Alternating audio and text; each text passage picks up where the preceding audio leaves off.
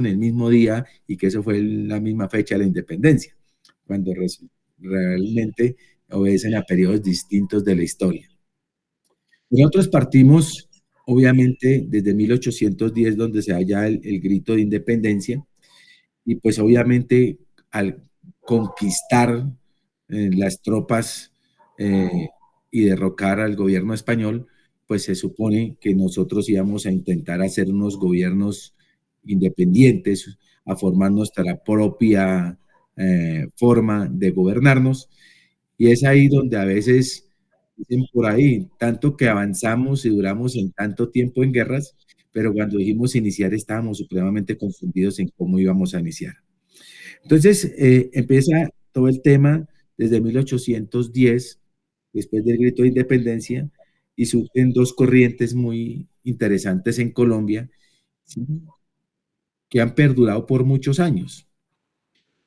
Surgió una corriente netamente centralista y una corriente netamente federalista, ¿sí? Por eso, casi que desde el inicio, desde 1811, se empiezan a dar cuáles serían las formas de gobierno.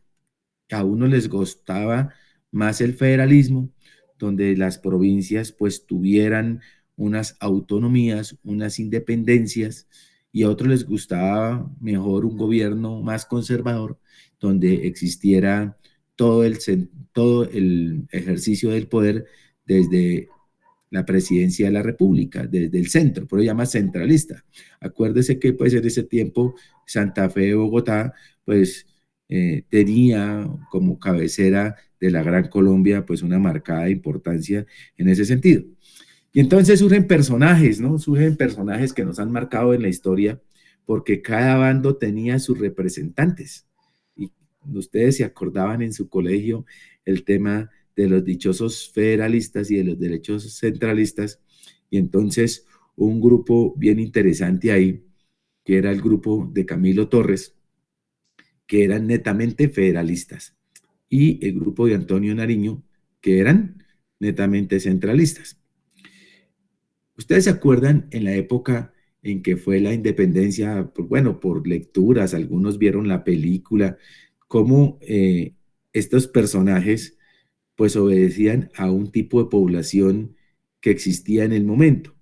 ¿Se acuerda que en esa época nosotros nos enseñaron en sociales que las poblaciones en 1810 estaba conformada pues por los españoles, estaba conformada por unas personas que se llamaban los indígenas, los esclavos, los mestizos y los criollos? ¿Sí se acuerdan de eso? ¿Sí? Entonces uno empezaba a mirar el tema del indígena, pues eran los aborígenes propios de nuestras comunidades y nuestras etnias indígenas, los arahuacos, los muiscas, los chipchas, los caribes, eso eran nuestros propios indígenas. Pero al igual, acuérdese que en esa época de esa hegemonía española, pues los indígenas se cansaron de trabajar, se fueron enfermando y fueron trayendo personajes de otros continentes, y es así como los temas de los afrodescendientes pues traen los esclavos para ayudarle a los indígenas a trabajar, ¿cierto? Y entonces entre ellos también se mezclaron, ¿cierto? Y eso es que la mezcla entre los indígenas y los esclavos, ¿cómo se llamaba?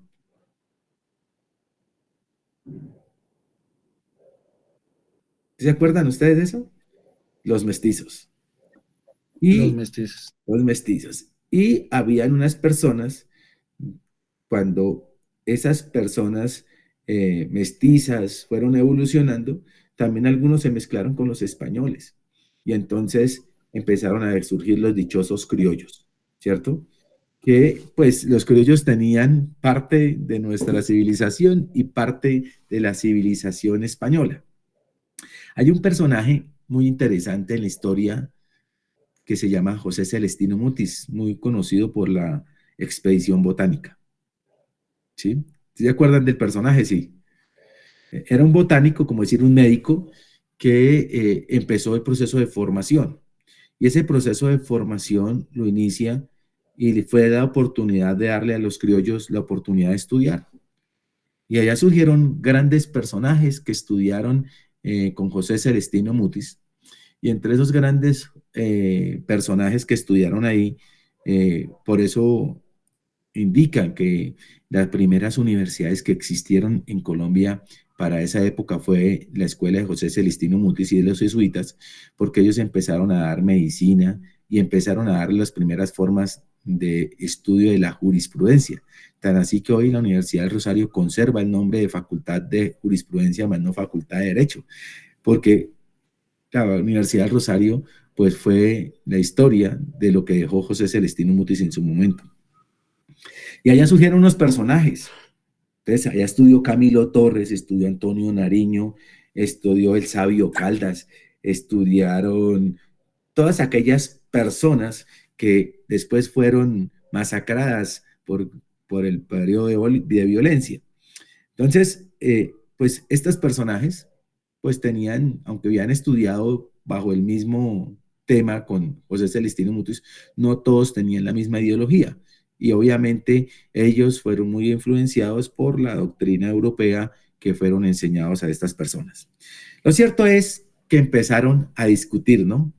Empezaron a discutir cómo serían las primeras formas de gobierno, porque nosotros de entrada queríamos un gobierno centralista y acuérdese que las normas que nosotros nos empezaron a regir fueron normas españolas del virreinato que se estaban implementando en la Nueva Granada y así empezamos nuestras formas de gobierno.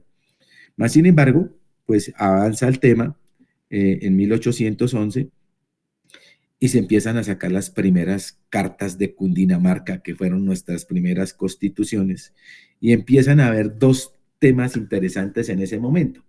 Pues surgen dos constituciones en Colombia, porque los centralistas querían una y los federalistas querían otra. Los centralistas sacaron en 1811 la Carta de Cundinamarca y los federalistas obviamente sacaron el Acta de la Federación de las Provincias Unidas de Colombia de Cundinamarca para ese entonces. Y entonces, pues cada una tenía dos puntos de vista totalmente diferentes. Estas constituciones, pues arrancan en 1811, pero empiezan a tener sus grandes reformas. ¿Por qué? Porque acuérdese que hay un periodo muy chistoso en Colombia. Nosotros nos independizamos, pero desde el 1811, más o menos hasta 1819, duramos peleando entre centralistas y federalistas, ¿sí?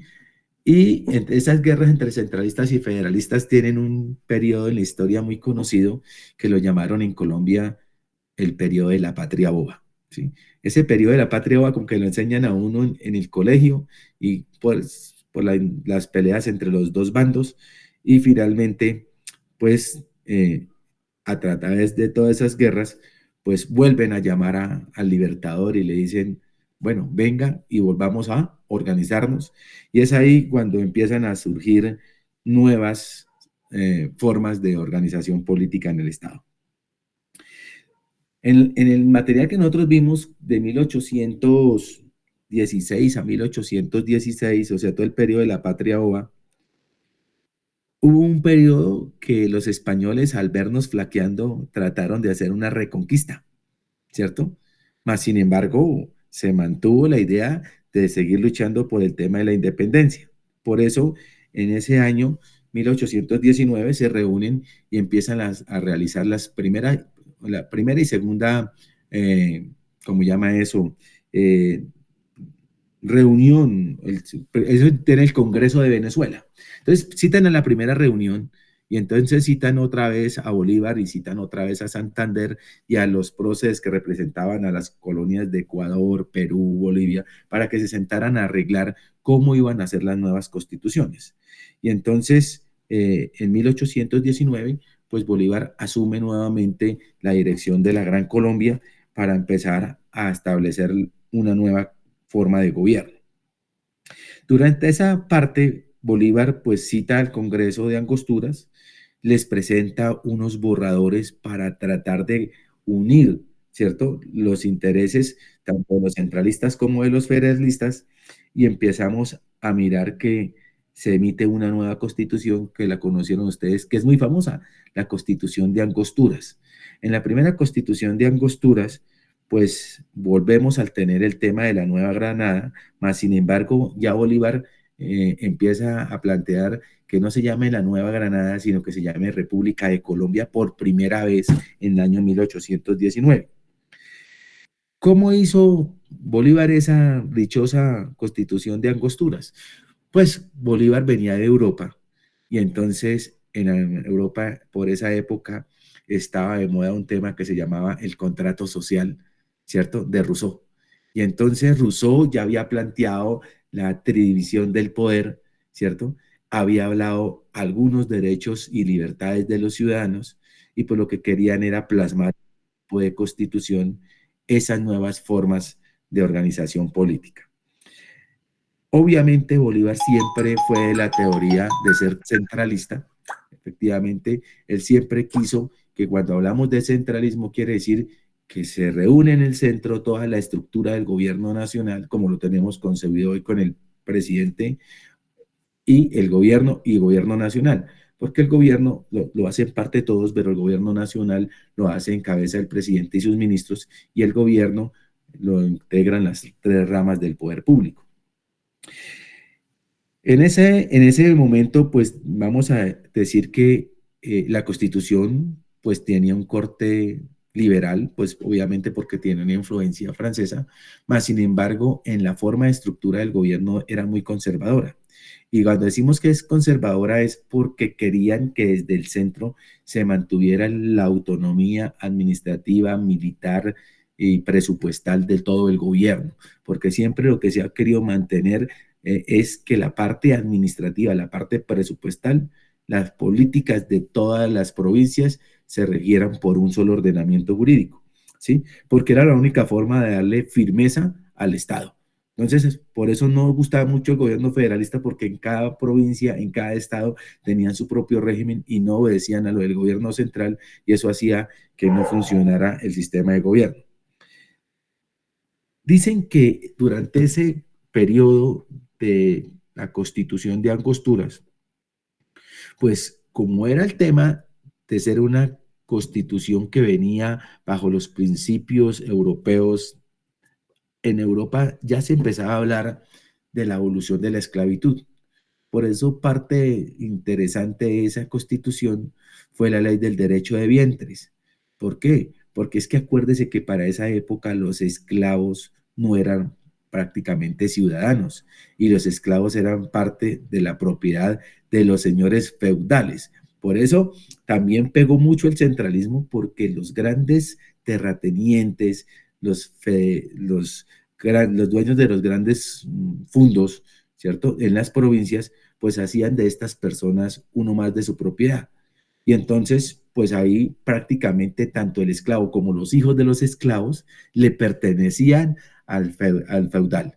Entonces, pues fue una mano de obra que se explotó durante mucho tiempo. Mas, sin embargo, en esa época, cuando se le llama la ley de vientres, no es que se hubiera abolido la esclavitud, la ley de la esclavitud se abolió posteriormente en 1850, y lo vamos a ver en los temas de Tomás Cipriano Mosquera, cómo fue que llegó ese periodo. Mas, sin embargo, la ley de vientres quería decir era que los que nacieran a partir de la expedición de esas normas serían libres. Es decir, el papá seguía siendo esclavo, ¿cierto? Pero el hijo que nacía posterior a la constitución de Angosturas, ya esa persona era considerada libre. Entonces, mire que fue un gran paso. Nosotros vemos muchas películas que le hacían mucha énfasis a ese periodo constitucional de Colombia, porque fue la ley que le permitió a muchas personas siendo esclavas tener la posibilidad de que sus hijos pudieran ser libres. Y eso que nos hablamos aquí fácilmente duró mucho tiempo en consolidarse. Mas, sin embargo, eh, ya de 1819, que pasamos de Bolívar organizando el tema, en 1820 que se da toda esta ley de vientres, se empezó a decir que había que hacerle unas reformas otra vez a esa constitución de Angosturas, y empiezan a solicitar la Asamblea de Cúcuta en el año 1821. Y entonces allá empezamos a decir que efectivamente la soberanía no podía ser una soberanía centralista, una soberanía nacional que detentara el gobierno nacional, sino que la gente quería representación en las provincias independientemente de que el gobierno fuera centralista. Y entonces empezaron a hablar por primera vez en la soberanía popular que todavía hoy está en la Constitución de 1991, porque una de las novedades de la Constitución del 91 es que volvimos a tener soberanía popular. Sin querer ahondar en los afectos políticos que ustedes tienen, hoy el discurso es muy parecido, ¿no? Que nosotros ya tenemos un régimen político estatuido, tenemos una forma de gobierno, tenemos la atribución política de Rousseau, pero tenemos ya desarrolladas unas descentralización administrativa y territorial y ya tenemos una organización de Estado que funciona. Más sin embargo, mire que este año hemos visto cómo las ramas del poder público chocan, cómo el gobierno choca, el ejecutivo choca contra el legislativo, el gobierno choca contra el ejecutivo, el legislativo saca sus formas. Hace poquito vimos que se canceló una reforma laboral y entonces nosotros queremos, bajo el discurso de la soberanía popular, desconocer esa institucionalidad y querer decir que es que el pueblo es el que tiene la razón porque es el que finalmente elige cómo se quiere gobernar. Eso lo vamos a ver en la Constitución del 91 porque el constituyente primario es el pueblo, pero para que funcionen los cambios constitucionales, pues tienen que haber un proceso constitucional que lo vamos a ver cómo quedó del salto del 86 al salto del 91. ¿Qué más nos decía esa Constitución de 1821? Que en principio había que acoger los principios liberales, pero cuando yo hablo de los principios liberales, yo no hablo de los partidos políticos de Colombia, yo hablo es de los principios que gobiernan las ideologías liberales que en su momento estaba dándose en el mundo, porque es que el tema de la Revolución Francesa pues estaba en época contemporánea con nosotros y entonces todo ese movimiento de Rousseau y el movimiento de la Ilustración pues es que Santander y Bolívar de todas maneras no se inventaron mucho, porque ellos fueron, revisaron en Europa cuáles eran los sistemas de gobierno y nos los fueron implementando. Eso en el derecho se llama un trasplante del derecho, porque nosotros trasplantamos lo que está allá y venimos y lo incorporamos a nuestro ordenamiento jurídico. Y eso que nosotros estamos viendo en esa época parece que todavía lo seguimos haciendo. Nosotros en los países que van avanzando en normas, volvemos y tomamos y retomamos figuras jurídicas que vuelvan y nos interesen a nosotros. Esa Constitución de 1821 decía que no era confesional. Cuando dicen que no es confesional es porque hay constituciones que, digamos, se apropian de una corriente ideológica. En Colombia fue muy marcada la corriente católica, mas sin embargo, cuando decimos es que no es confesional es porque la misma constitución política en sus preámbulos indicaba que la religión católica sería la religión impartida en todo el territorio nacional y que todos éramos católicos.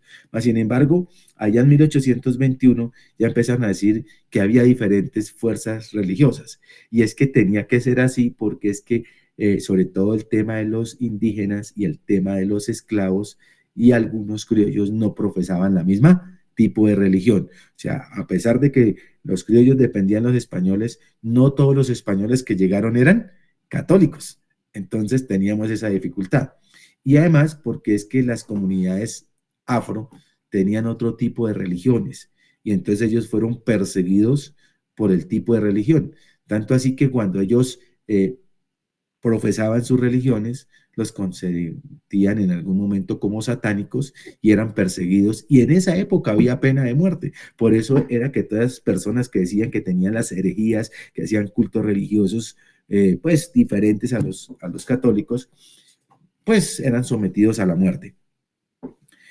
En ese momento, pues obviamente en 1821, pues empezaron a revisar y como que designaron a varias personas para hacer las grandes reformas de la Constitución de la Asamblea de Cúcuta y obviamente por Venezuela participó José Manuel Restrepo y por nuestro territorio participó José Vicente Suero.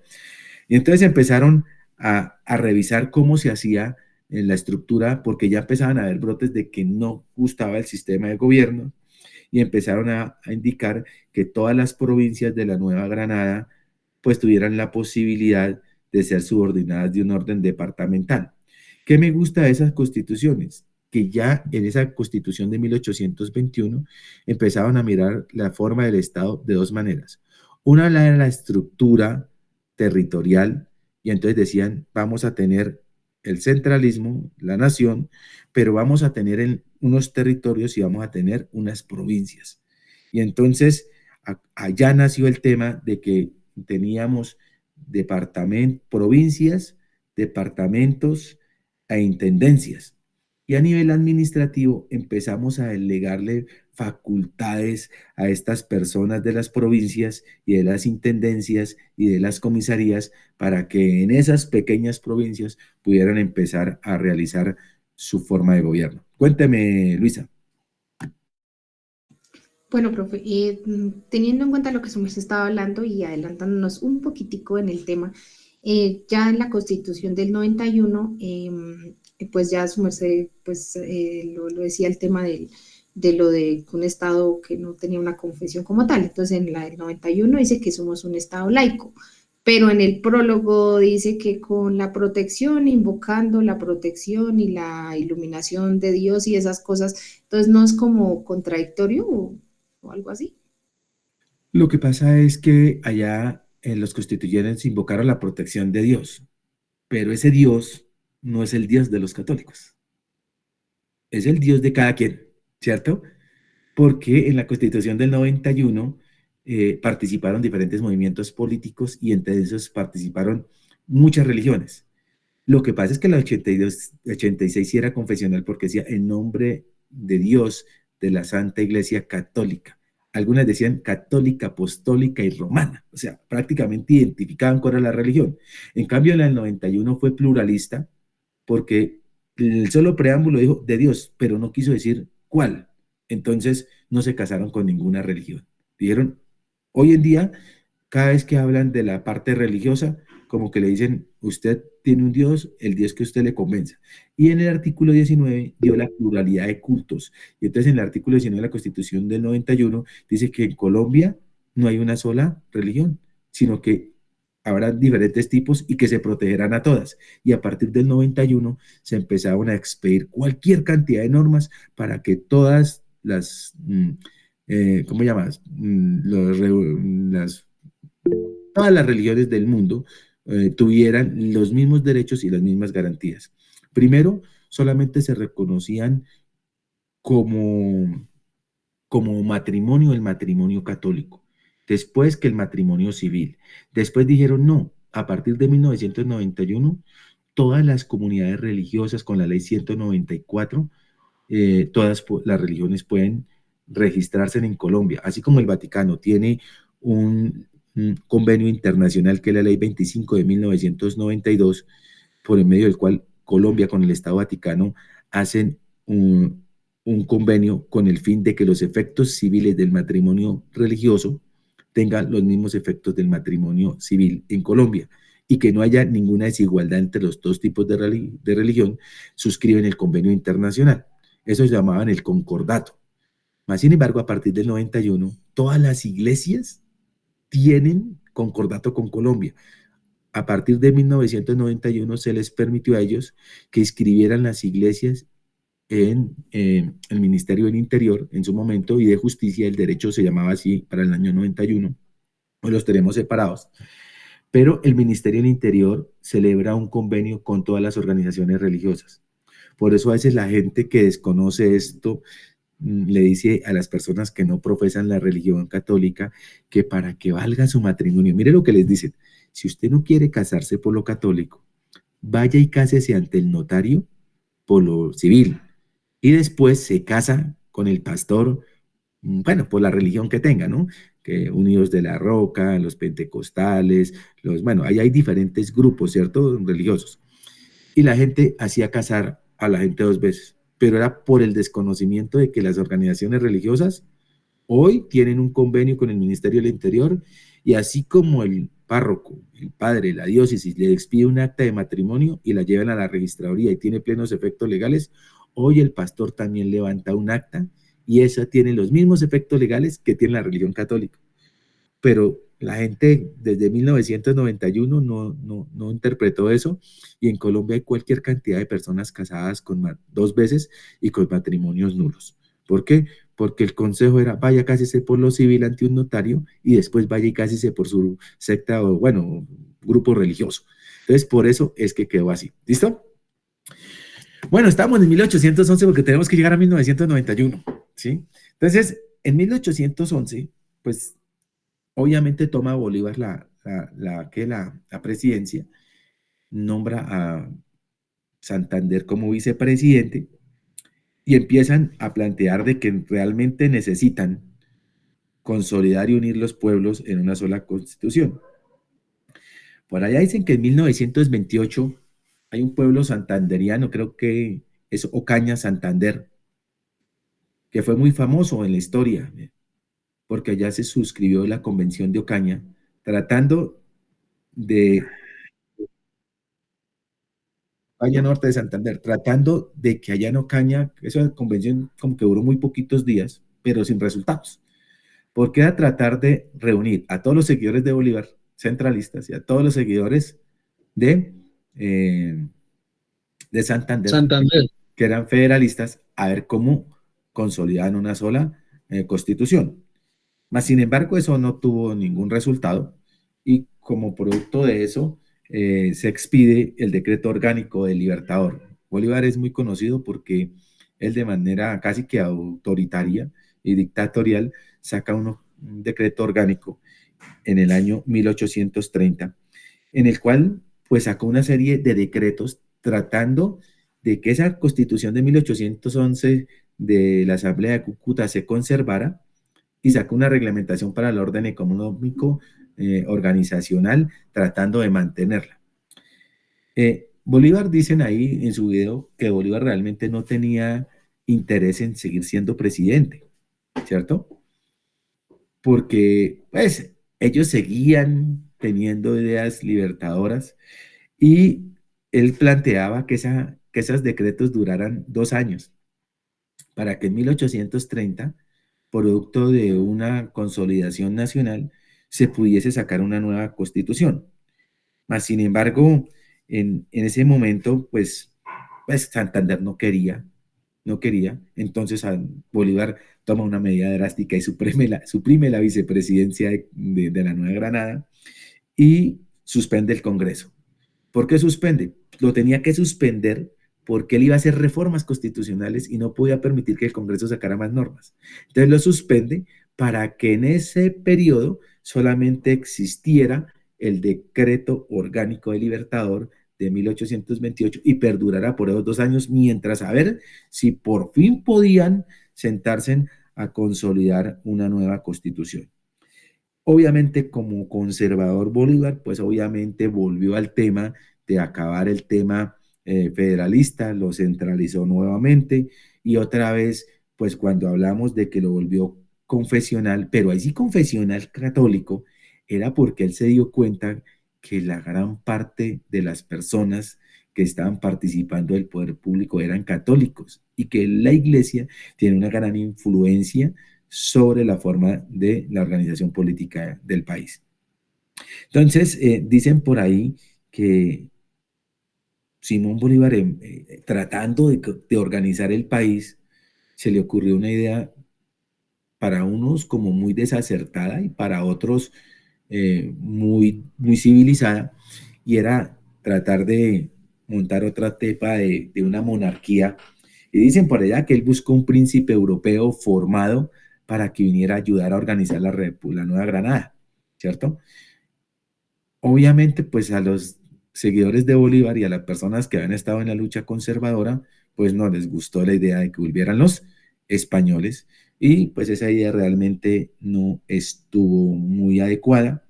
Conclusión de eso, Santander se opuso terriblemente y entonces existe en nuestra historia colombiana el tema de la conspiración septembrina del 25 de septiembre de 1828, como producto de ese decreto orgánico, pues Santander pierde la calidad de vicepresidente.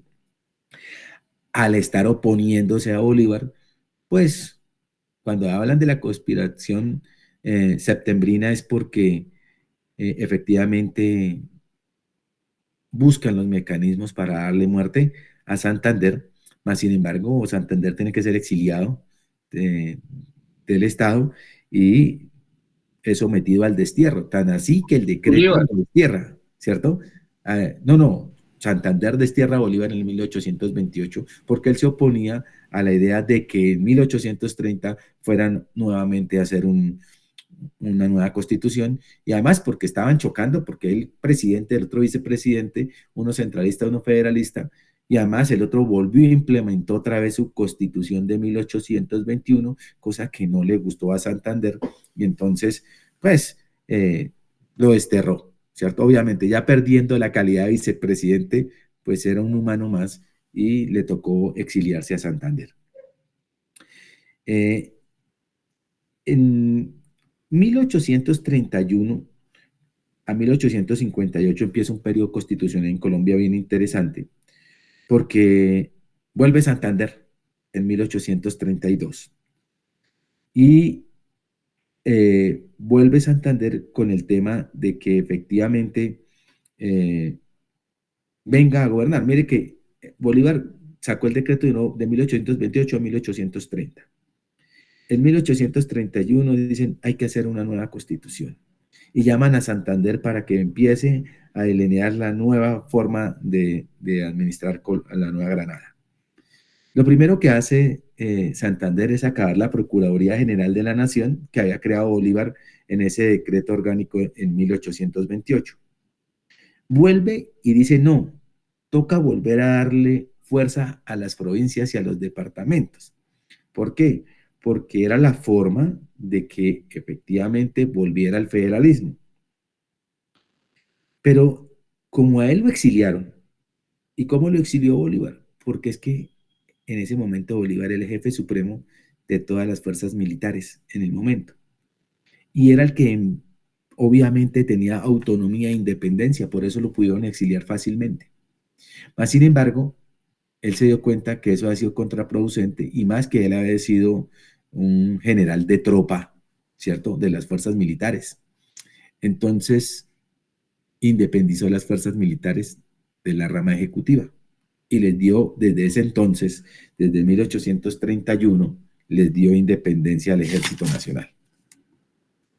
Dicen que Bolívar, Santander sí corrió en ese 1831 con todas las reformas grandes que había, porque el tema de la educación pública, Santander la hace posible.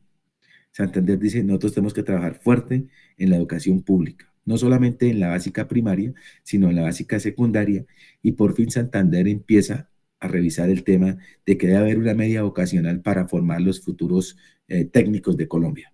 Y empieza a fortalecer carreras técnicas y enfatiza mucho en que la hacienda pública tenía que cambiar y que obviamente tendrían que empezar a mirar nuevas formas de gobierno.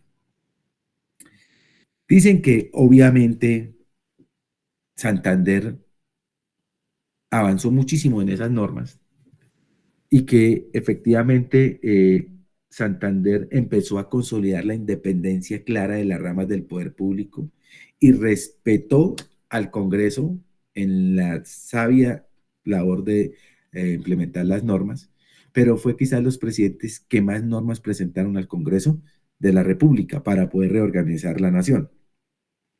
Mas, sin embargo, de entre los militares, de entre los senadores que él tenía, estaba un boyacense muy conocido de Ramirique, Boyacá, que se llama José Ignacio de Márquez. José Ignacio de Márquez cogió mucha fuerza en el Congreso y sucedió a Santander. Más sin embargo, después de que se hizo presidente, empezó a cambiar las ideas y pues digamos que modificó muchas de las iniciativas del general Santander. Santander realmente muere días después, años después, en 1840, pero Santander desde 1831 casi hasta 1835 estuvo organizando la República de Colombia. En 1843 pues surge una nueva constitución, ya obviamente con el producto de toda esa reforma que había hecho el presidente José Ignacio de Márquez. Y le empieza otra vez a que la nueva constitución del 43 pues tuviera la posibilidad de retomar aspectos interesantes de la constitución que había dejado Santander. Le quita algunas provincias, pero continúa en los temas de la educación. En esa época, obviamente, tuvo una influencia federalista, una influencia conservadora, porque muchos de los personas que había educado Santander, es que Santander como empezó a crear el tema de educación y la educación la formó a nivel liberal, creó mucha autonomía e independencia de las nuevas formas del pensamiento. Resulta y pasa que muchos de los que estaban con Santander tuvieron que exiliarse del país. ¿Por qué?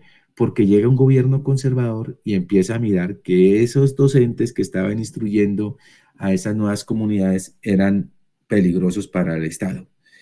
Y como para tratar de monitorear un poquito las cargas, establecen otra vez la figura de la vicepresidencia. En ese año hay una persona que es muy interesante en el gobierno nacional. A mí me gusta mucho el primer gobierno que fue transitorio, ¿no? A Tomás Cipriano Mosquera le encargan inicialmente, después de Ignacio de Márquez, que asuma la Nueva Granada, pero de manera provisional. No fue un presidente elegido, sino que presidentemente lo dejaron encargado. Tomás Cipriano Mosquera era totalmente liberal, no tenía influencias conservadoras. Creo que Tomás Cipriano Mosquera era tolimense. Durante esa época, él empezó una campaña fuerte, ¿cierto? De empezar de independizar las relaciones que existía entre la Iglesia Católica y el Estado colombiano. Obviamente, pues porque tenía ideas federalistas y él fue líder, sí, fue líder del Tolima como departamento.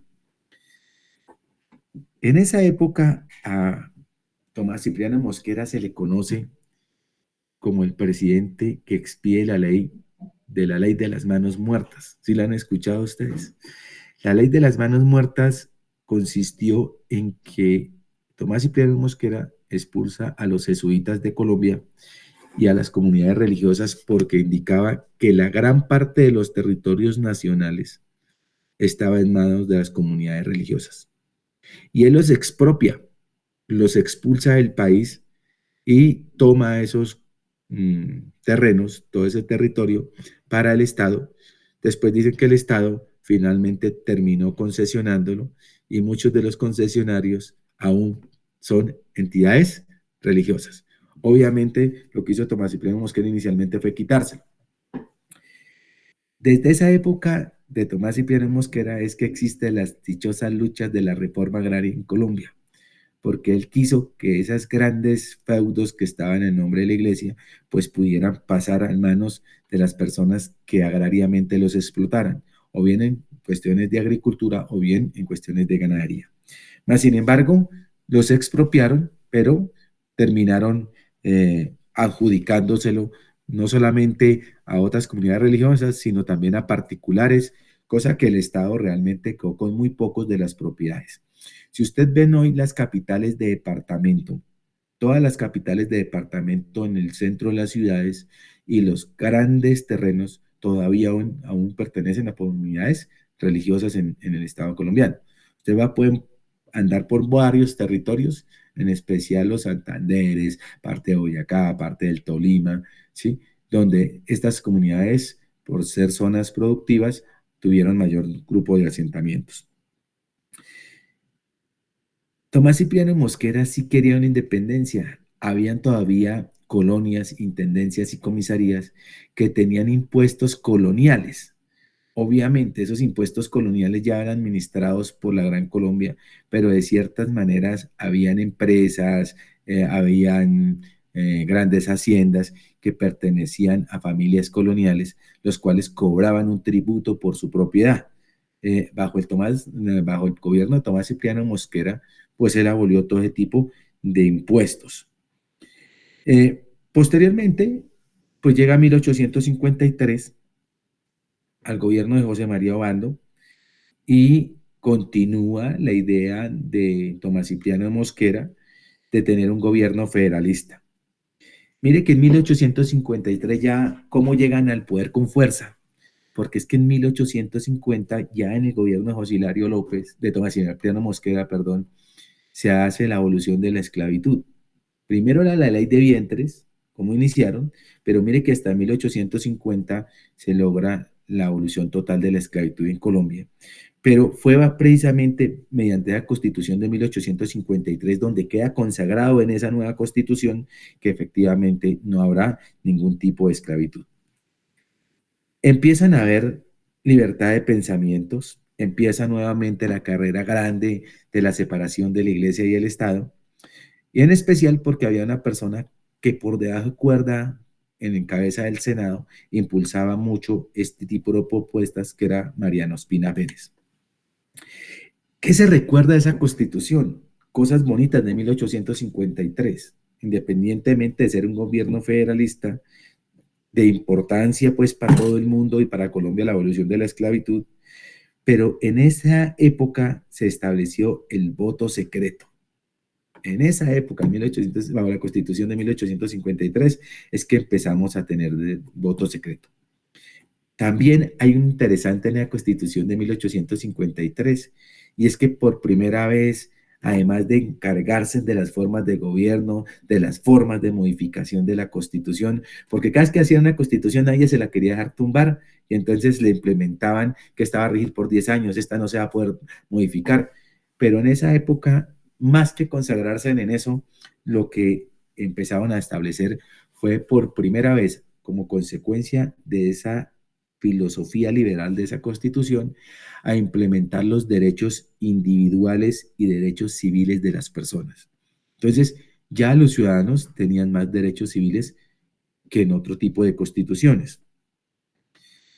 En el tipo de constitución del año 1853, pues obviamente la constitución tenía una posibilidad de que la democracia se implementara con una forma de soberanía eminentemente popular para poder tener mayor grado de participación en las provincias.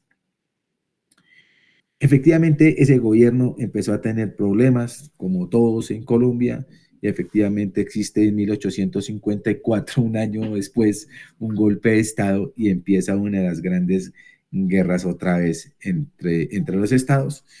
De 1858 a 1886 existieron 26 provincias y 5 estados en Colombia. En 1858 hay un periodo constitucional bien interesante que se llama la Confederación Granadina.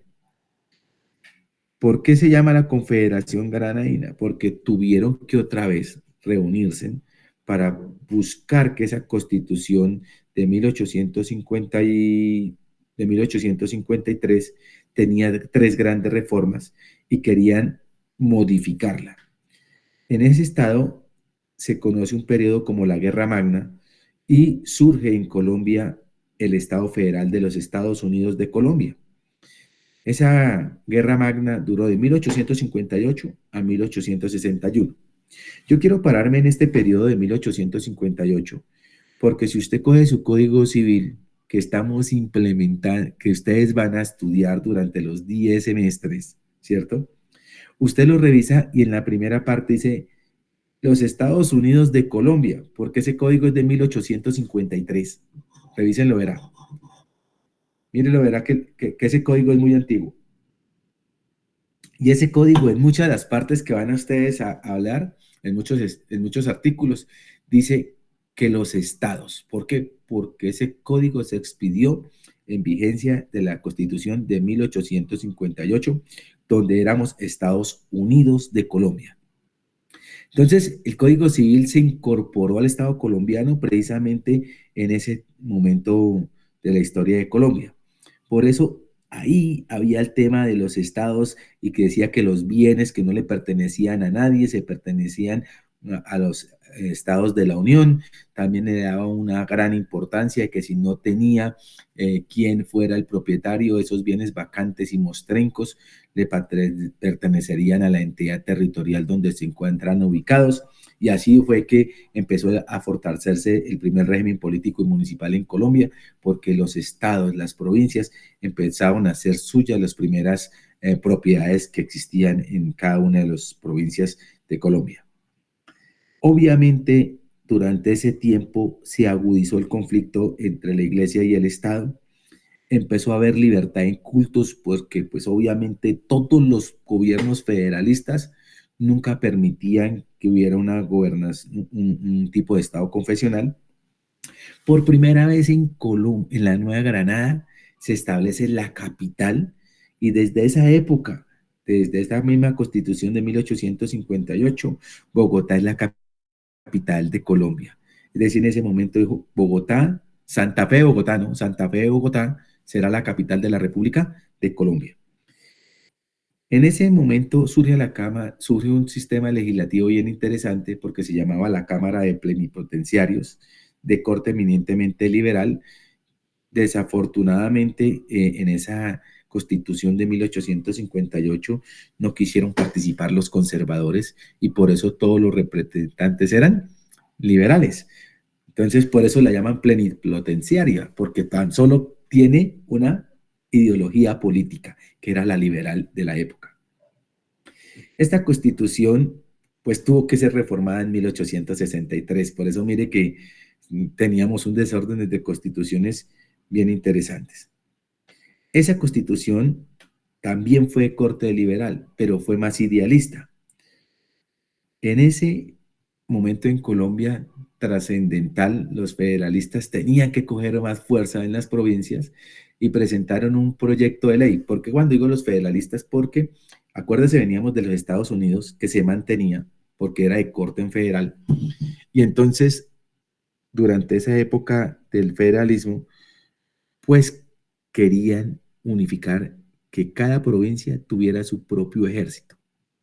Más sin embargo, ya se había unificado el gobierno nacional desde el tiempo del general Santander y lo mantuvieron, pero le solicitaron al gobierno nacional que autorizara por primera vez en Colombia la venta de armas. Entonces, en Colombia, bajo esa normatividad, surge la posibilidad de que el monopolio de las armas ya no radique en el Estado, sino que el Estado, a través de concesiones y permisos, le pueda conceder a los particulares el uso de las armas para su protección personal.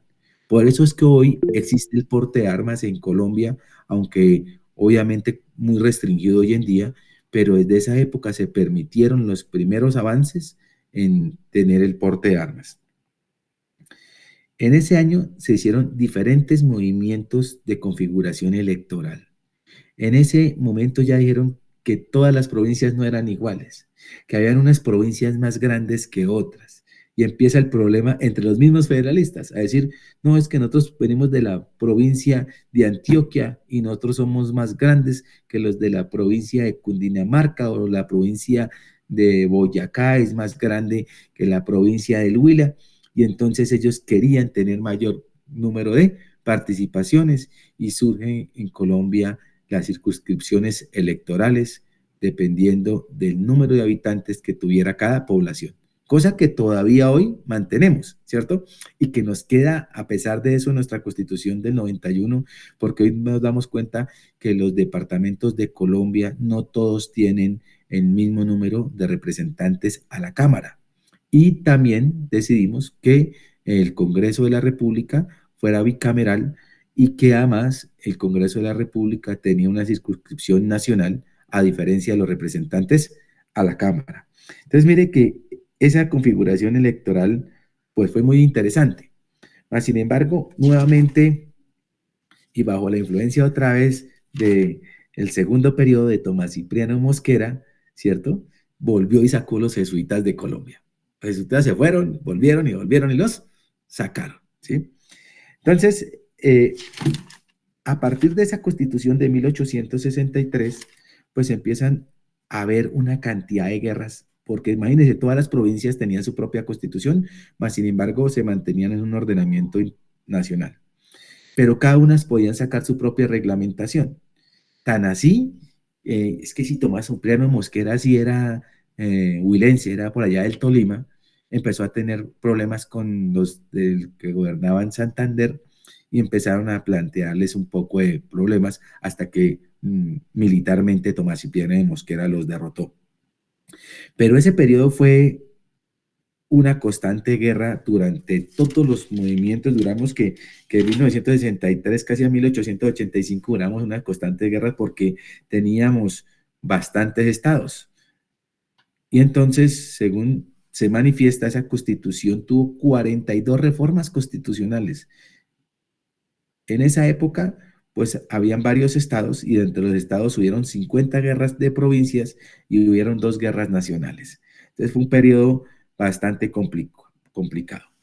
En 1886 se elige un Consejo Nacional de Delegatarios, ¿sí? Con el fin de empezar a hacer una nueva constitución.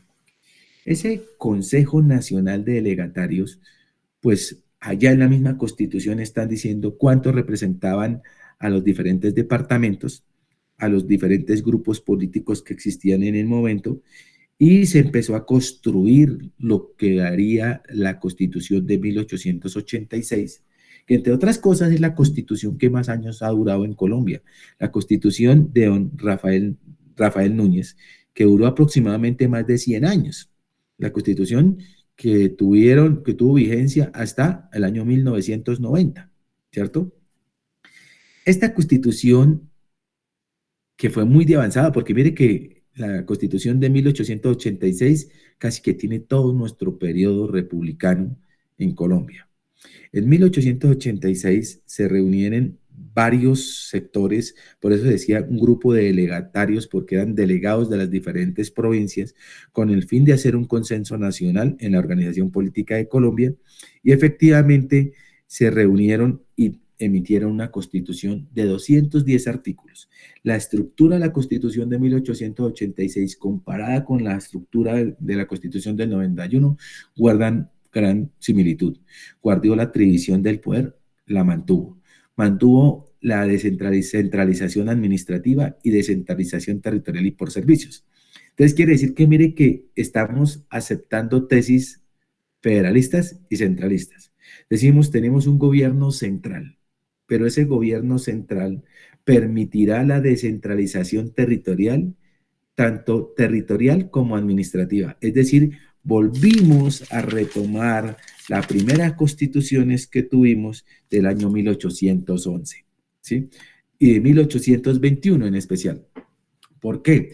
Porque volvimos a decir que nosotros necesitamos un gobierno nacional y que ese gobierno nacional pues iba a representar los intereses de todos los ciudadanos de Colombia, pero que en especial lo que se quería en esa constitución es que no fuera todo centralizado, sino que también existieran otras figuras como la descentralización territorial, la descentralización administrativa y que permitiera de cierta manera la delegación de funciones y competencias a organismos del nivel territorial y a organismos del nivel municipal. Es así como mire cómo cambia la estructura del Estado colombiano. Dijo, acabemos esas provincias, que las provincias lo único que nos ha traído es constituciones y guerras.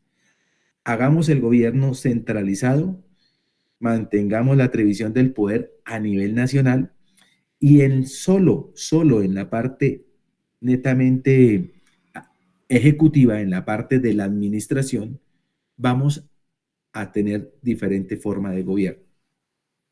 Y mire que en esa constitución del 86 se empezó a decir que íbamos a tener los departamentos y que íbamos a atender algunas intendencias y comisarías. Mire que en 1811 y bajo el gobierno de 1821 y aún de 1830 ya teníamos provincias, departamentos, intendencias y comisarías. En 1886 también tuvimos y mantuvimos este sector. Más sin embargo, ya se le da mayor facultades a los gobernadores y a los alcaldes municipales que surgen a raíz de la posibilidad de la Constitución de 1886, porque ya había posibilidades de que las entidades tuvieran una cierta independencia de autonomía territorial, administrativa, pero con cierta delegación de la autonomía financiera del gobierno nacional. Ese Consejo Nacional de Delegatarios, pues tomaron constituciones para no equivocarse, para evitar la pelea entre centralistas y federalistas. Entonces dijeron, mire, vamos a darles gusto a todos. Y entonces tomaron parte de la 1821, ¿cierto? Tanto que criticamos el decreto orgánico del Libertador y se vio reflejado con las modificaciones que hizo el general Santander en la Constitución de 1830. Entonces íbamos cogiendo. Y adicionalmente asumimos cosas de la Constitución de 1843 porque esa Constitución, a pesar de que fue federalista y que todos los problemas que tuvo en la primera parte Tomás Cipriano Mosquera, sí le introdujo algunas cosas importantes al país, como las aperturas económicas, el intercambio comercial, la reglamentación de la educación, en fin, tuvo bastantes temas interesantes. Entonces, ¿qué es lo que nos han explicado esa Constitución de 86, que en realidad fue una gran constitución? Pues que se trató de hacer una reunificación del territorio, porque ya empezamos a decir que ya efectivamente el territorio era nacional y que políticamente, así como conocen ustedes el mapa, pues teníamos unos departamentos y que el gobierno nacional en cada departamento tendrían autoridades elegidas por los propios departamentos en las cuestiones que fueran de su competencia para tener una injerencia en el gasto público. Vuelve el tema de la vicepresidencia y consolida el presidencialismo, porque dice, efectivamente vamos a tener una cabeza visible como jefe de Estado y jefe de gobierno, porque el jefe de Estado nos va a representar ante los demás estados, pero administrativamente quien se va a acabar del gobierno nacional va a ser el presidente de la República a través de sus ministros y entidades administrativas. Como dice la compañera María Luisa, fue confesional, porque don Rafael Núñez sí nos puso la religión católica de frente y nos dijo que la religión oficial de Colombia era la religión católica. Dicen algunos que fue autoritarista porque tenía un corte centralista, porque trataron de centralizar todo el gasto público y la inversión estatal desde el centralismo, y que se fortaleció el Ejecutivo, ¿sí? Obviamente, ¿por qué se tenía que fortalecer? Porque ya no había cabezas visibles en los departamentos y prácticamente la provincia estaba acabada. Únicamente quedarían los municipios y quedarían los departamentos. Que no habían diferentes estados y que nosotros íbamos a tener un solo estado. O sea, ya no teníamos cualquier cantidad de estados como en los federalistas, sino que el estado, toda Colombia se iba a reunir en un estado unitario. Todos somos un solo estado. ¿Qué más dijeron? Vamos a mantener la idea de Santander. Por eso decimos que vamos copiando cositas. Para evitar tantos golpes de Estado, tantas peleas, pues se trató también de unificar el tema de la independencia del Ejército Nacional y ya no se permitió que ninguna provincia, ningún departamento tuviera sus propios ejércitos. Porque mire, Tomás Cipriano Mosquera, como desde el Huila se empezó a tomar el poder porque él era más fuerte que el resto de los estados. Y además porque tenía más experiencia militar que los demás líderes de esas federaciones. Sin embargo, pues dijeron, vamos a tener solamente unas fuerzas militares y van a estar a disposición del gobierno nacional y tendrán que salvaguardar la seguridad de todo el territorio nacional. En esa época se dejó de censurar un poco las libertades y se permitió la inclusión de nuevas opiniones religiosas, políticas y culturales. Sin embargo, siempre había un sesgo para poder profesar otro tipo de religiones porque no les brindaban todas las garantías que tenía la religión católica. Se estableció un periodo presidencial que duró por mucho tiempo de 6 años, ¿cierto? Obviamente, de las reformas constitucionales que han habido es cada ratico, cada presidente cambia el periodo presidencial, ¿cierto?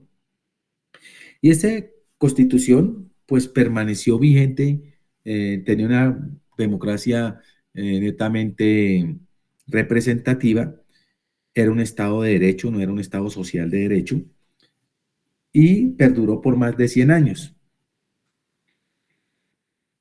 En 1990, bajo el gobierno de César Gaviria Trujillo, pues se quiso hacer una consulta popular. Y en la consulta, dicen por ahí la historia que producto de unos estudiantes, ¿cierto? Le querían preguntar al país que si querían una nueva constitución. Ahí, la que teníamos ya tenía más de 100 años. Esa es la séptima papeleta. Era verde, yo me acuerdo. Cuénteme, Jonathan.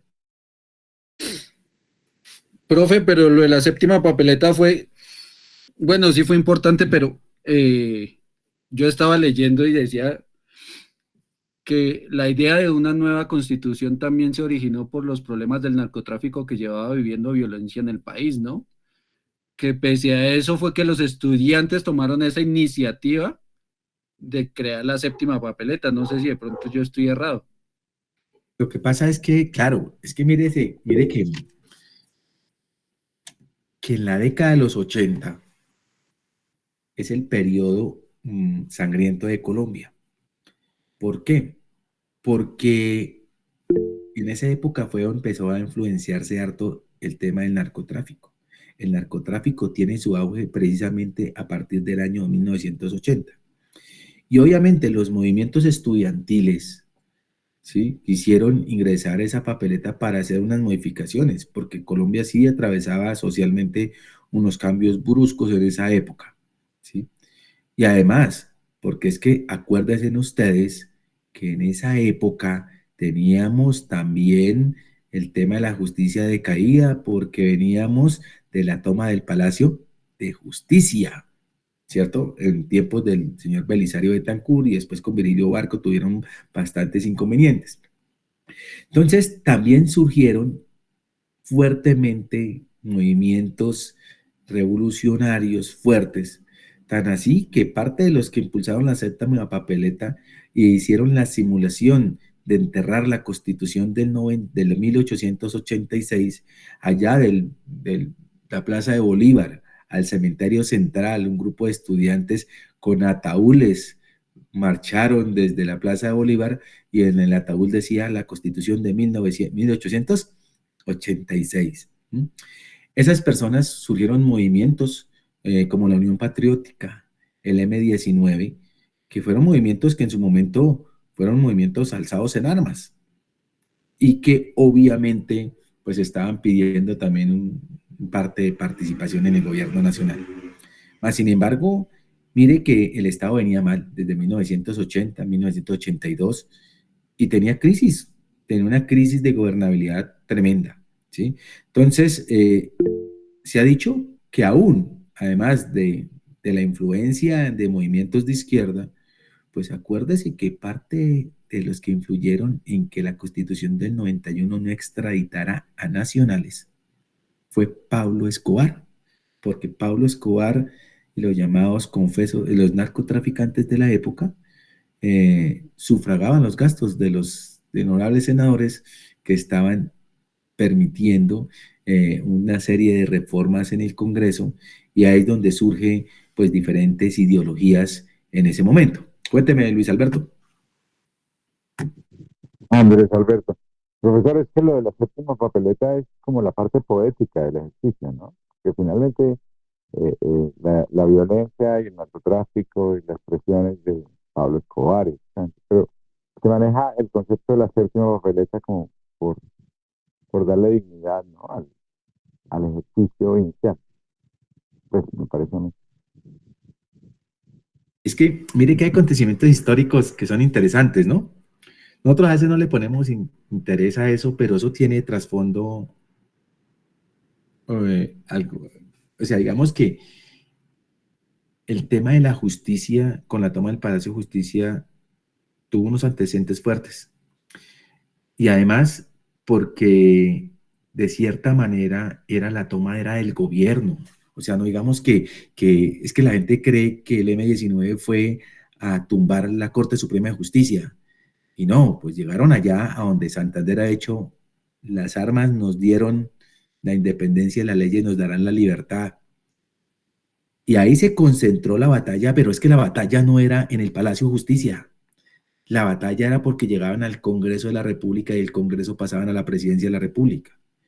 En 1948, en las primeras guerras civiles que estábamos hablando de las constituciones, cuando existió el dichoso Bogotazo en el 48 y aún antes de ellos, acuérdese que cuando se tomaron la Plaza de Bolívar la primera vez y que le tocó al ejército sacrificar en esas guerras civiles de liberales y conservadores, y la idea era tomarse en el poder. Lo mismo pasó con el M-19. El M-19 no iba por el Palacio de Justicia. El Palacio de Justicia iba como unas fuerzas beligerantes, ¿cierto? Porque eran armadas, eran fuerzas armadas. Hoy lo tenemos como un movimiento político, era un movimiento armado revolucionario, ¿cierto? Que entre otras cosas fue a derrocar al gobierno. Porque es que un golpe de Estado es derrocar el gobierno. Y efectivamente lo estaban consiguiendo porque ya estaban en la Plaza de Bolívar. Lo que pasa es que creo que el presidente en ese entonces fue Belisario Betancur Cuartas. No sabía qué hacer, porque fue tan fuerte el botín que hubo en la Plaza de Bolívar y la destrucción de Bogotá, que les tocó recurrir ni siquiera a la policía, al Ejército Nacional para poder contrarrestar la avalancha. Digamos que el palacio se dio por el cruce de enfrentamientos entre unos y otros, pero el presidente, lo que no se le ha contado al país es que el presidente tomó la determinación, porque no le teme la determinación, el M-19 ha tomado el poder en ese entonces. Entonces habíamos sido un pueblo como Cuba u otros países donde las fuerzas revolucionarias habían derrocado el poder. Y entonces al derrocar el poder, pues como todos los gobiernos de guerrillas, habían pasado los insurgentes al poder, ¿cierto? Lo que pasa es que la historia nos la muestran de manera diferente, pero hoy en día a las personas que vivieron el tema en 1982, pues saben que incluso el M-19, siendo senador Pablo Escobar, porque es que Pablo Escobar financió parte de la toma, nosotros nos han presentado que es la toma del Palacio de Justicia, pero no es así. O sea, eso fue un movimiento que trató de, por las armas, pues, a ostentar el poder en Colombia. Porque ¿cómo se ostentaba el poder? Pues de forma democrática o de forma violenta. Y se ostentó ahí. Lo que pasa es que los narcotraficantes, Gonzalo Rodríguez Gacha, Pablo Escobar, Carlos Ler, todos tenían interés en que se quemaran los procesos que estaban cursando en la Corte Suprema de Justicia.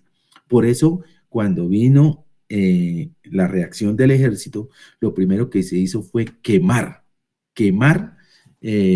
los expedientes que existían en la Corte Suprema de Justicia. Pero créame que no estaban quemando los procesos de casación, de la sala laboral, de la sala civil, de la Corte Suprema de Justicia. No, se estaban quemando, eran los procesos, sobre todo penales, que se adelantaban en la Corte Suprema de Justicia. Tan así que... Profesor, Sí. y el ejercicio de la toma del palacio finalmente legitima la idea de los grupos subversivos de luchar por la toma del poder, ¿no? Y de ahí en adelante. Pues, Y es que esa es como... Alberto tal vez se acordará que a veces las nuevas juventudes no recuerdan, pero es que el M-19, días antes o meses antes, habían incursionado en la casa del florero y se habían hurtado la espada de Simón Bolívar. Y fue el primer gesto que dio el movimiento revolucionario para decirle al gobierno nacional que iban a ostentar el poder, y es un símbolo de que se llevaban esa espada del libertador diciéndole que iban a liberar a Colombia de la nueva clase política que tenían. Lo que pasa es que la gente nunca entendió por qué se la llevaron, ¿cierto? Pero ellos se llevaron el tema de la espada de Bolívar porque estaban haciendo, y era muy simbólico, ¿no? Que fue en la casa precisamente del florero donde estaba la espada del libertador y se la llevaron. Y fue la bandera del movimiento revolucionario. Pero mire que es el mismo movimiento revolucionario con las mismas ideas de todas las peleas de los centralistas y federalistas y la lucha constitucional que hemos vivido durante muchos años. Lo que pasa es que después ese movimiento se entregó y entregó las armas bajo el gobierno el tema de Carlos Pizarro, Navarro Walls. Ellos entregaron las armas. Y entre otras cosas hay que decirlo, ¿por qué las entregaron? Porque el gobierno empezó una lucha frontal contra el M-19. Y entonces, hasta Navarro Walls tiene un pie de palo porque él perdió parte de su cara y sus pies en un enfrentamiento con el ejército.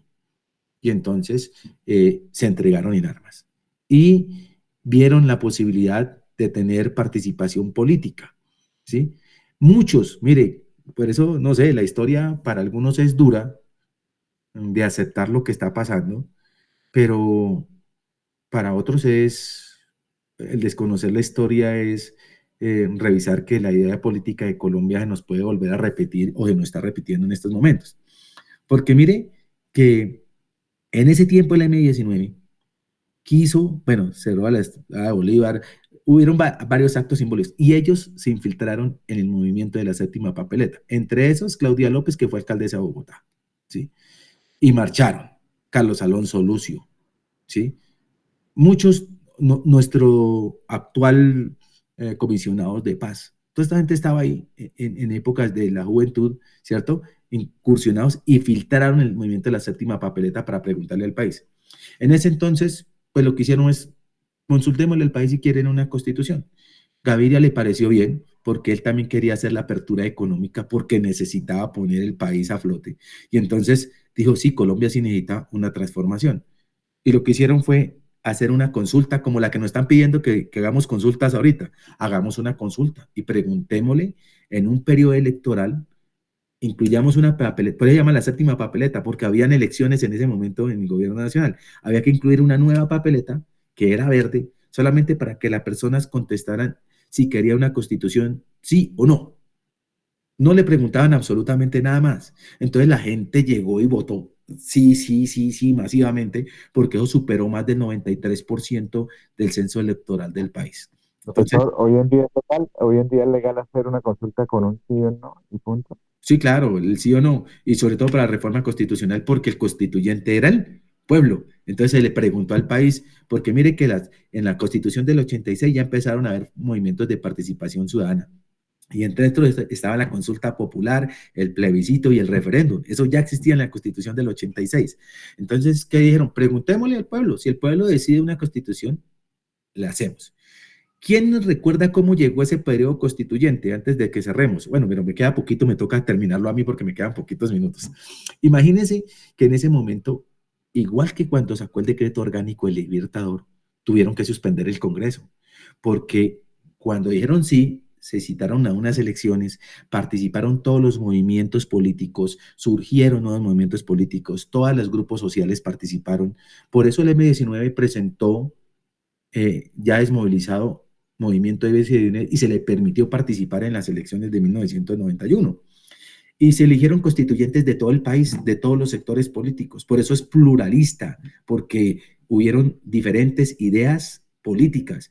Allá hubieron de todos los sectores sociales, empresarios, campesinos, ganaderos, en Fue fin. la primera vez que incluyeron a los indígenas en algo electoral en el país. Claro, todos participaron, afrodescendientes. Por eso es una constitución hecha por todos, ¿sí? Allá habían zapateros, me acuerdo que en esas elecciones eran gremios, ¿no? Entonces el gremio de los carniceros lanzaban su candidato. Si sacaban el número de votos, para las constituyentes pasaron. Pero no podían dos cuerpos legislativos, entonces tuvieron que suspender el Congreso completo y entran igual que en 1886. El Consejo Nacional Delegatario se llamó en esa época, ahora se llamaría los nuevos delegados de la Asamblea Nacional Constituyente. Y entonces surgieron los nuevos, allá en Salvación Nacional, casi la cantidad de nuevos partidos políticos surgieron en el 91. Y ellos se concentraron, suspenden el Congreso y empiezan solamente durante ese periodo, solamente se dedicaron a hacer la Constitución. ¿Y dónde la hicieron? En el mismo Congreso del Capitolio Nacional. Por eso hay que cerrar el Congreso, decirles qué pena, ustedes se van de acá porque desde la planta física es para los nuevos constituyentes. Y allá, me acuerdo que creo que fue Álvaro Gómez Hurtado, Serpa, que es de Santander, ¿cierto? Horacio Serpa, y creo que fue Navarro Walsh, fue el presidente, vicepresidente y secretario de la Asamblea Nacional Constituyente. Y esa constitución que tenemos hoy, pues mire que rige a partir del año 1991, es una constitución, ya no es bipartidista, sino pluripartidista, todos pueden participar, es democrático. Volvimos a la soberanía popular donde, donde la población, el ciudadano es el constituyente primario. Tenemos una reforma de la constitución que tiene que pasar por el Congreso de la República. Ampliamos los mecanismos de participación ciudadana. Entramos a un tema del Estado social de derecho, ¿sí? Entonces ya tenemos una nueva convicción. Esta constitución pues tiene una importancia porque la clasificamos en sus derechos fundamentales del ser humano, buscamos derechos sociales, políticos, culturales. Obviamente respetamos, igual que Bolívar, la tripartita del poder, ¿cierto? Ejecutivo, legislativo, judicial. Incluimos figuras como la centralización del poder, la descentralización territorial y por servicios, la delegación de funciones y competencias. Todo está en la ley 489 de 1999, 489. Está toda la estructura del poder político. Permitimos que hubiera organismos de control como la Contraloría y la Procuraduría. Permitimos que hubiera unos organismos de protección de derechos humanos como la Defensoría del Pueblo. Sacamos también a la Registraduría Nacional del Estado Civil como órgano autónomo e independiente para que hubiera transparencia en las elecciones. Tenemos la independencia absoluta de las fuerzas militares. El hecho de que el presidente sea el jefe y supremo autoridad, jefe de Estado, jefe de gobierno y autoridad política, administrativa y militar, no quiere decir que no tengan autonomía administrativa, presupuestal y financiera. Entonces, hoy los militares manejan sus propios presupuestos, ¿cierto? Claro que tiene un delegado del gobierno nacional que es el ministro de Defensa, pero a nivel interno ellos tienen su propia estructura. Y los mecanismos de participación ciudadana pues se vienen ampliando. Entonces, ha habido reformas, pero mire que si la de la Constitución del 86 nos duró 100 años, esta de 1991 a la fecha ya tiene más de 30 años, ¿sí? Han habido reformas, ha habido actos legislativos que modifican partecitas de la Constitución, pero reforma constitucional como tal, cambio de la Constitución, hasta ahorita se le está preguntando al Estado si quiere una nueva constituyente. Empezando este gobierno, quisieron preguntarle al Estado que si quería una nueva constituyente, pero parece que algo pasó y se les acabó la idea de una nueva constituyente, ¿cierto? Parece que eso no, la gente no quería una nueva constitución, porque a veces la constitución, mire que reformar la acción de tutela, la acción de cumplimiento, mecanismos de participación ciudadana, quizás en la próxima constitución se pierdan. Entonces, la constitución puede tener ya algunos aspectos que tengan que reformarse, pero las grandes conquistas de la constitución del 91 puede ser que ya hoy en día desaparezcan, por eso hay mucha apatía de quererla modificar. Dicen más o menos que ha tenido un sinnúmero, más de 50 actos legislativos que han tenido reformas, pero no han sido reformas de fondo del sistema de gobierno. El sistema de gobierno se mantiene exactamente como está. Nosotros ahorita estamos intentando que hagamos consultas populares, pero para aprobar unas leyes, pero no son reformas constitucionales. Y al contrario, nos parece que la Constitución, con la creación de la Corte Constitucional, que le hace un control constitucional y legal a todas las normas, pues ha servido. Y ha servido en la materia en que, mire que hoy en día todas las normas que se caen es precisamente porque hay organismos encargados de vigilar que se proteja la Constitución política. Entonces, esa ha sido una historia muy a grosso modo de del periodo constitucional de Colombia, ¿cierto? Afortunadamente, pues tenemos grupos generacionales diferentes y mire que Andrés Alberto nos recordó muchas cosas de la época del 80, igual que Jonathan, porque es que en el año 80 hubieron grandes problemas en Colombia. Tan así que en el año 1989 se tuvo que cambiar casi la mayoría de códigos del país, precisamente para modernizar el Estado colombiano. Ustedes que son cineastas y les gusta, les recomiendo por ahí que en el próximo puente o en el transcurso del semestre no sé si es por series, pero hay una película que se llama 1989, ¿sí? Si la consiguen, si tienen el link, se la recomiendo que la vean, porque ese año para los formadores de derecho es muy importante, porque ese año explica por qué hubo la necesidad de cambiar casi el 90% de las normas en Colombia. Y eso es muchísimo, porque casi todas nuestras normas fueron del 89, ¿cierto? Casi las grandes reformas de los códigos se dan en el año 1989. Y mire que se dan antes del periodo constitucional. Entonces, ya en la próxima nos centramos es a mirar simplemente temas civiles y arrancamos ya con nuestras fuentes del derecho y empezamos a desarrollar los principios generales para dedicarle la última parte a las ideas políticas. ¿Listo? ¿Ustedes vieron sus calificaciones? Sí, sí. Ah, bueno, es que no me habían habilitado el sistema y pensé que no habían subido. ¿Listo? Bueno, Listo, entonces, profe, muchas gracias. Feliz noche. Bueno, profe, muchas gracias, que Buenas descanse. noches, profe.